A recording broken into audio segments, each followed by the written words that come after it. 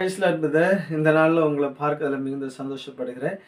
இந்த நாள்ல நம்ம வெறும் சபையினுடைய அஸ்திபார உபதேசம். சபைக்கு வந்து மிக மிக முக்கியமான ஒரு உபதேசங்கள். உபதேசங்கள் சர்ச்சஸா இருக்கலாம், இண்டிபெண்டன்ட் சர்ச்சஸா இருக்கலாம். எல்லா சர்ச்சஸும் ஒரு மனமா ஏற்றுக்கொண்டதுக்கு பேர் தான் அ அடிப்படை உபதேசம். இந்த சபைகள்ல இந்த உபதேசம் இருக்கணும். இது எல்லாராலும் ஏற்றுக்கொள்ளப்பட்ட ஒரு உபதேசம். சரி. அஸ்திபார உபதேசங்கள் ஒவ்வொருவருக்கும் அத பிரிச்சு பிரிச்சு தனித்தனியா நம்ம காண்பித்து கொடுத்தாலும் இன்றைக்கு அப்போஸ்தலர் நடவடிக்கைகள்ல இருக்கிற அஸ்திபார உபதேசத்தை குறித்து நம்ம பார்க்கலாம். அதுல வந்து நீங்க பார்த்தீங்கன்னா 7 காரியத்த குறித்து சொல்லப்பட்டிருக்கு. நான் சொல்றது உங்களுக்கு புரிஞ்சிருக்கும்னு நினைக்கிறேன்.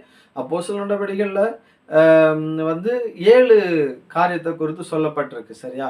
அப்போ அதுல வந்து நீங்க பார்த்தீங்கன்னா, அப்போஸ்தலர் நடவடிக்கைகள் 2ஆம் அதிகாரத்துல நீங்க வாசிக்கும் பொழுது 2ஆம் அதிகாரம் 37லிருந்து 47 வரைக்கும். சரியா? மறந்துடக்கூடாது.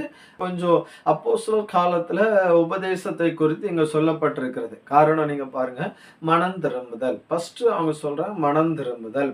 2வது ஞானஸ்தானத்தை குறித்தான உபதேசம். 3 பரிசுத்த ஆவியின் வரத்தை பெற்றுக்கொள்ளுகிற கிருபை வரங்கள். இதை குறித்து நீங்கள் 3வது பெற்றுக்கொள்ளலாம் அப்படின்னு பேதுருவினுடைய பிரசங்கத்துல நம்ம அங்க பார்க்க முடிகிறது. 4வது வேர்பிரிக்கப்பட்ட வாழ்க்கை. ஒரு டிஃபரெண்டான ஒரு வாழ்வு வாழணும். கிறிஸ்துவுக்கு பிரியமான ஒரு வாழ்க்கை வாழணும் அப்படிங்கிற ஒரு கான்செப்ட் சொல்லப்பட்டிருக்கிறது.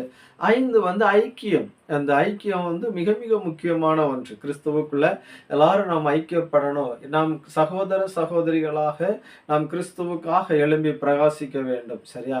அப்போ இன்னைக்கு ஐக்கியம் தான் முக்கியம். இன்னைக்கு பிசாசானவன் இந்த ஐக்கியத்தை உடைத்து விடுகிறவனாக இருக்கிறான். ஆகவே நீங்க வந்து ஐக்கியத்துல ஒரு மனம் உள்ளவங்களா இருக்கணும். ஒரு மனம். அப்ப பிசாசு நம்முடைய ஒரு மனதை அவன் என்ன செய்றான்? கெடுத்து போடுகிறவனாக இருக்கிறான். அப்ப இன்னைக்கு சபைகள் பிரிந்து போகிறது, உடைந்து போகிறது, இதெல்லாமே ஐக்கியத்தன்மை குறைந்து கொண்டு வருகிறது. சகிப்புத்தன்மை குறைந்து கொண்டு வருகிறது. சரியா? அப்ப இன்னைக்கு இந்த அஸ்திபார உபதேசத்துல நீங்க என்ன செய்யணும்? உறுதியா இருக்கணும். 6 கர்த்தருடைய பந்தியை ஆசரிக்க நினைக்கணும். கர்த்தருடைய பந்தி. சரி, அது மிக மிக முக்கியமான ஒன்று. தேவனுடைய பந்தியில நம்ம கலந்து கொள்ளணும். அடுத்து 7 ஜெபத்துல தரித்திருக்கணும். ஸ்டேபிளா கர்த்தருடைய சமூகத்துல நம்ம என்ன செய்யணும்? ஜெபிக்கிறவர்களாக. இன்னைக்கு ஜெபத்தை குறித்து நம்ம அநேக சொல்றாங்க, இடைவிடாம ஜெபம் பண்ண அப்படின்னு பைபிள்ல சொல்லியிருக்கு. ஆனா நம்ம கிறிஸ்தவங்களே அதை கிரிட்டிசைசேஷன் பண்றவங்களா இருக்காங்க. பாருங்க, என்ன 10 நிமிஷம் ஜெபம் பண்ணா போதாதா? 15 நிமிஷம் ஜெபம் பண்ணா போதா? என்ன அப்படி ஒரு ஜெபம்? என்ன புதுசா எல்லாம் தொடங்கியிருக்காங்க, இரவு நேர ஜெபம், முழு நேர ஜெபம். ஆனா பைபிள் சொல்லுதுப்பா, நீ ஜெபத்துல தரித்திரு. அப்ப அதுல ஆங்கில வேதம் சொல்லிக் கொடுக்கிறது ஸ்டேபிள் அப்படிங்கிற ஒரு வார்த்தை அங்க பயன்படுத்தப்பட்டிருக்கிறது. சரியா?